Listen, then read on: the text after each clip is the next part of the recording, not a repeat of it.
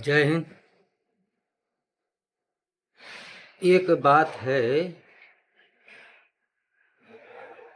OBC OBC का ही दुश्मन होता है। ये क्यों कह रहा हूँ? क्योंकि जो हमारे एजुकेशन मिनिस्टर थे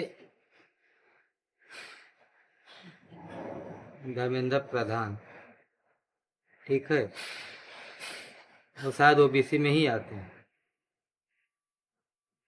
उनको हटाने के लिए कितना सब कुछ किया गया। और ब्राह्मणवाद हटाना है ना, ब्राह्मणवाद। क्या बोलेगा तुम लोग को?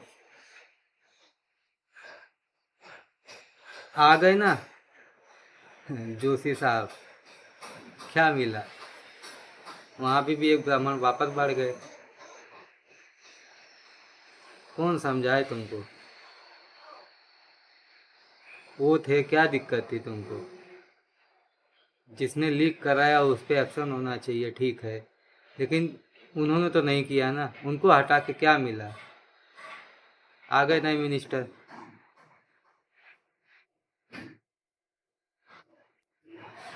सोचो थोड़ा, वो भी ओबीसी ही थे ना। उल्टा उनका देखो, इस्तीफा देने के बाद कैसा स्वागत हो रहा है। तुमने क्या उखाड़ लिया? मैं भी काम करने वाला बंदा हूँ। मुझे तो इतना समझ में आया, ओबीसी छोटी जात वाले को देखना ही नहीं चाहते। सोचते हैं कि ये बढ़ गया कैसे, इसे हटाओ, दिमाग नहीं लगाते। ये लगाना जरूरी है हर चीज़ में।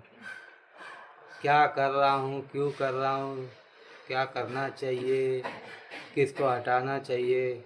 नहीं, कुछ लोग हैं जो समझते हैं, तो कुछ लोग ऐसे हैं अभी जाति ये सब पे पड़े हैं।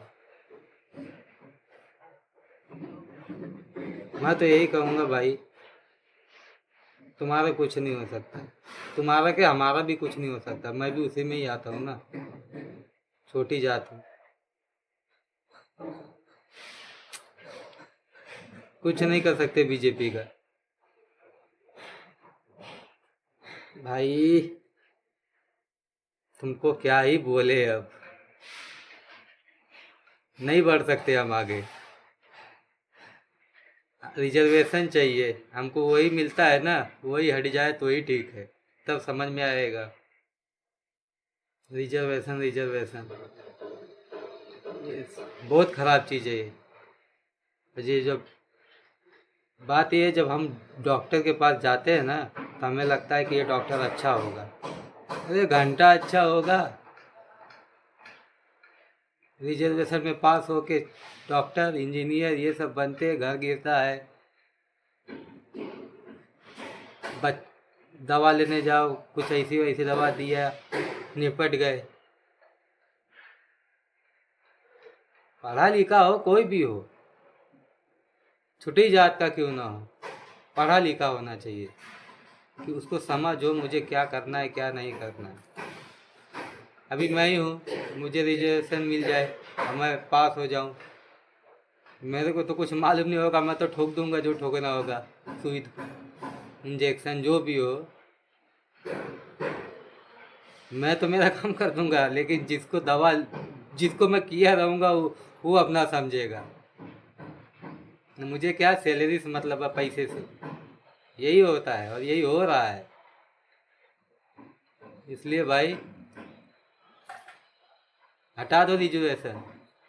हाँ, उसको मिलना चाहिए जो उसका हकदार है, जो गरीब है, दिव्यांग है या विधवा है, उनके बच्चों को मिले, उनको मिले तो समझ में आता है। अल्लाह हाथ पैर सलामत है, फिर भी भीख क्यों लेना? हमको तो ये सरकार से भी कुछ नहीं मिल रहा है। हमको कोई कुछ नहीं मिलता है। ये देखो, मेहनत करते हैं, ये काम करते हैं, कमाते हैं, खाते हैं, किसी का गुलामी नहीं करते। लेकिन बात जब देश की आएगी तो बोलना पड़ेगा, क्योंकि हो मेरे भी 2 बच्चे हैं, अगर वो बीमार हो गए और किसी रिजर्वेशन वाले के पास लेके गया, सोचो ना। अब तो ये भी डर लगने लग गया है, हॉस्पिटल में लेके जाऊंगा, सरकारी में लेके जाऊंगा, कहीं कुछ क्या कर दिया क्या नहीं कर दिया, कौन आके वहाँ पे है, पढ़ा लिखा है कि नहीं, या रिजर्वेशन से हुआ है, क्या हुआ है, कैसा है, डर होने लग गया है अभी। इसलिए भाई हटाओ, रिजर्वेशन तो हटा ही दो। जो उसका हकदार है, जो गरीब है, उसको दो। राजा का बेटा राजा नहीं बनेगा, जो उसका हकदार होना चाहिए वही बने। मैं भी अपने बच्चे को यही सिखाऊंगा, भीख भीख नहीं लेना, अपने दम पे बन, जो बनेगा। पढ़ेगा ठीक है, नहीं पढ़ पाएगा, नहीं उस लायक करेगा तो कुछ दूसरा काम कर लेगा, लेकिन ये है कि उसको ऐसा नहीं बनने दूंगा कि वो किसी को जान ले ले, या किसी का घर बना है तो घर गिरा दे। भाई सबकी फैमिली होती है ना, क्यों ऐसा करना, भीख पे जीना। हकदार है जो, उसको दे दो, मुझे मत दो, मुझे कोई दिक्कत नहीं है, किसी को भी होनी नहीं चाहिए दिक्कत। जो होगा फ्यूचर में, अगर मान लो जो गरीब है, जिसके पास कुछ नहीं है, वो आगे बढ़ता है तो समझ में आता है। हाँ, कुछ लोग हैं जो बड़े पदवी पे, उनको नहीं देखा जाता है, ये मैं भी समझता हूँ कि वो छोटे लोग आगे बढ़ रहे हैं, लेकिन जो जिंदगी का नाम ही है संघर्ष, लड़ो, लड़ के जीतो, भीख में मत जीतो। भीख तो ऐसी चीज़ है साला, सड़क पे बैठ के मांगो, 150 का जुगाड़ हो ही जाता है, खाने का तो हो ही जाता है, कचड़ा बीन ले, इसमें भी जुगाड़ हो जाता है। भीख ही मांगना है तो ऐसे मांगो ना, क्यों किसी की लाइफ खराब करना।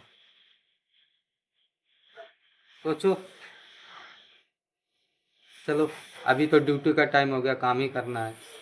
मैं भीख नहीं मिलती हमें, और भीख चाहिए भी नहीं। ये है अपना हाथ, इसी के दम पे हम बहुत कुछ कर सकते हैं। जय श्री राम। हाँ, रिजर्वेशन वाली बात याद रखना, जरूरी है, जो हकदार है उसे ही मिले, जो उस लायक का नहीं है। सरकार को भी सोचना चाहिए, जो उसका हकदार है उसको दे, गांव में हो गांव में ढूंढ के दे। इतने जो पढ़े हैं ना, सबको काम पे लगाए, ढूंढो, जो उस लायक का नहीं है, जो नहीं कर सकता, उसको दो। जहाँ तक सरकार को ये भी सोचना चाहिए, गांव में कुछ नहीं तो 12वीं तक पढ़ाओ, फ्री एकदम। और ये प्राइवेट वालों की जो धांधली चल रही है ना लूटने का, उनको बंद कराओ, बहुत लूटते हैं। बैग हमारे से लो ना, हमसे पेंसिल लो, हमसे ये कपड़ा लो, जो 100 रुपये की चीज़ 200 में देना, ये बंद हो, इस पर ध्यान जरूर दे सरकार। बाकी सब ठीक है। हाँ, जय श्री राम। और जिसको बुरी लगे भाई, उसका कुछ नहीं हो सकता। सच बात जो मेरा ओपिनियन है, किसी और का सुन के नहीं बोलना। मुझे जो लगता है मैंने बोल दिया, बाकी आपकी मर्जी। जय हिंद, जय भारत।